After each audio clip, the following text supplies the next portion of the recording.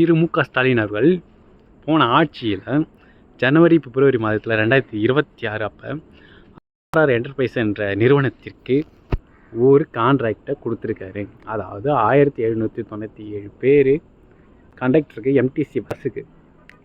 அதுக்கு வட மாநிலத்தவர்கள் கண்டக்டராக வரக்கூடிய ஒரு முட்டாள்தனத்தை பண்ணி விட்டு போயிருக்காரு. அதை இப்போ நம்ம தளபதி விஜய் அவர்கள் என்ன பண்ணிருக்காருன்னா, அந்த 1797 பேருக்குமே தமிழ்நாட்டை சேர்ந்தவர்களாக மட்டும்தான் இருக்கணும்னு சட்டத்தை திருத்திருக்காரு. அவரால் கேன்சல் பண்ண முடியாது, ஆனால் சட்டத்தை திருத்திருக்காரு, மாற்றிருக்காரு. இது என்னென்னா, மற்ற வட மாநிலத்தவர்கள் மற்ற மாநிலங்களில் போயிட்டு ஜாப் செய்யலான்ற மாதிரி அளவுக்கான ஒரு திட்டத்தை செயல்படுத்திட்டு போயிருக்காரு. அருமையான திட்டத்தை இப்போ அதை சரி பண்ணியிருக்காரு நம்ம முதல்வர். இப்பேற்பட்ட மிகப்பெரிய வேலை வாய்ப்பை நம் தமிழ்நாட்டிற்கு தராமல் தாரை வார்த்த மிகப்பெரும் பெருமை முன்னால் ஆட்சி செய்த திரு மு.க. ஸ்டாலின் அவர்களுக்கே சேரும்.